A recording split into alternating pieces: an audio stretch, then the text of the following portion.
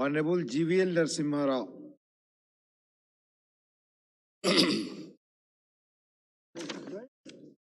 Thank you, Deputy Chairman, sir, for the opportunity to speak on the important bill, Anti-Maritime Piracy Bill, and the name, as I think was mentioned in the House, has possibly been revised. The bill, title of the bill has been revised as Maritime Anti-Piracy Bill. Honestly, I don't think this was required. Whether you say anti-maritime piracy or maritime anti-piracy, it means the same thing.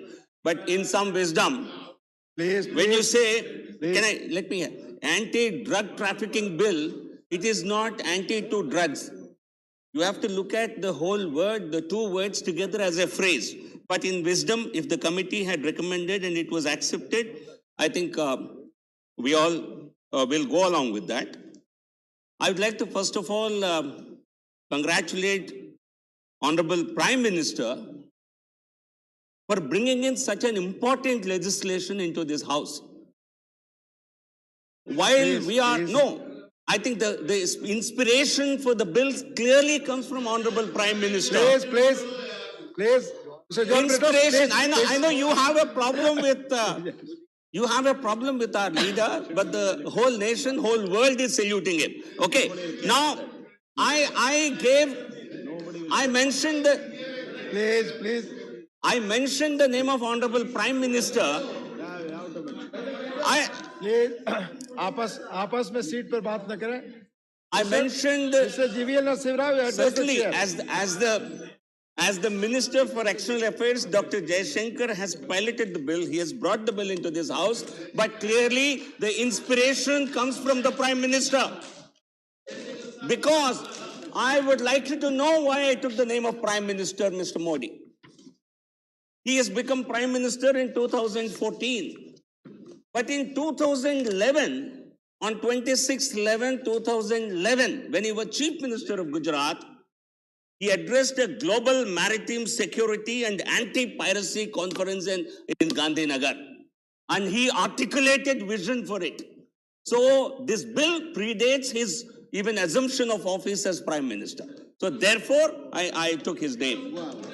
And it is Prime Minister in 2011, as Chief Minister of Gujarat, he said a couple of things which I will read out, which is very important. Both piracy and seaborne terrorism have become more common in the last few decades.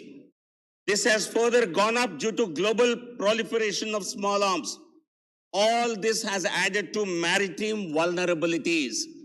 So this is a vision that predates even his assumption of office. As Raji, please. Also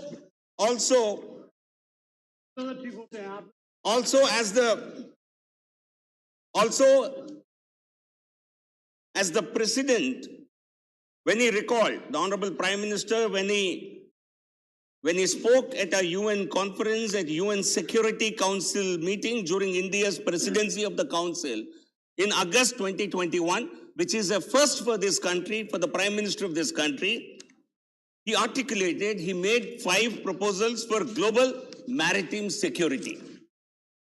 And what are these 5 points? Remove barriers to legitimate maritime trade. Certainly this is one such barrier, and we are trying to remove that barrier through this legislation. Second, peaceful resolution of maritime disputes in accordance with international law.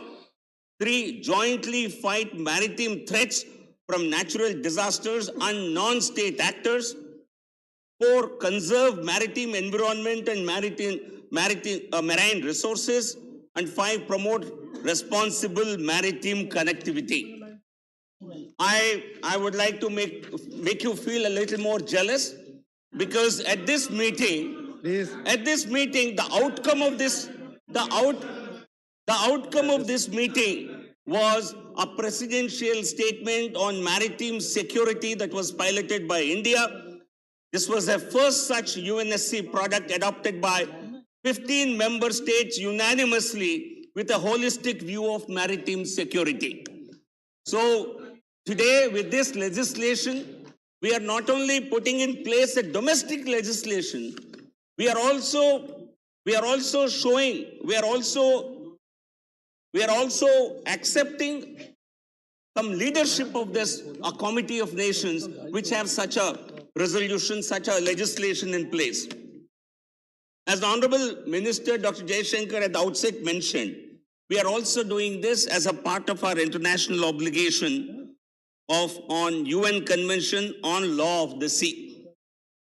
And the definition of, I was looking at the convention original document, it has Article 101, which defines piracy, which also identifies who a stateless person is.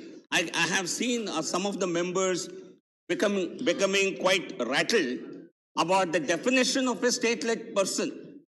A stateless person, no, you're quite rattled. Stateless person in this legislation is recognized, is listed as a person who is not considered as a national by any country by virtue of its laws. And if somebody who is living in this country, who is residing in this country, who does not belong to this country or any other country, if he commits an act of, if he commits any act in violation of this particular legislation, do you want to let him off? Do you want to let him off? If somebody indulges in piracy, living in this country, and claims that I am not a citizen of India, I am not a citizen of any other country, therefore this law doesn't apply to me. This is what such criminals can do. This is certainly a provision that is required to make such people also accountable to this particular act. Also, No point of order. Please. Sir, You are not quoting I don't rules. know if it was intended or unintended. Some members refer to this as anti-privacy bill. This is an anti-piracy bill. I hope it was a slip of tongue. But if it was meant derogatorily or to raise hackles of some people outside this house, I think let them not be really misinformed. This is anti-piracy bill, not anti-privacy. If it has not gone on record, I would request that document be corrected, though it may be a mistake. So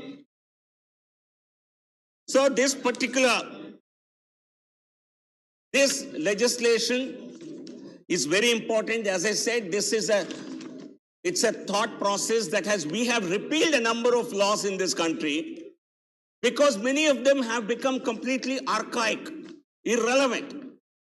But I would like to certainly congratulate the government for bringing in a bill that is more required to ensure that there is no piracy and piracy doesn't get away unpunished.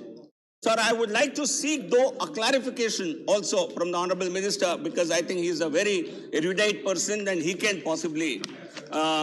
Sir, Article 102 of the Article 102 of this legislation, of this UN Convention is possibly not a part of this legislation.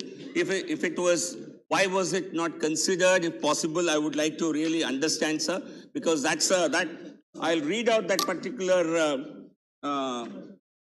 Article 102. It says piracy by a warship, government ship, or government aircraft whose crew was mutinied. Because there are some instances of neighboring countries possibly using their warships or possibly using their government ships for activities that can possibly be categorized as piracy.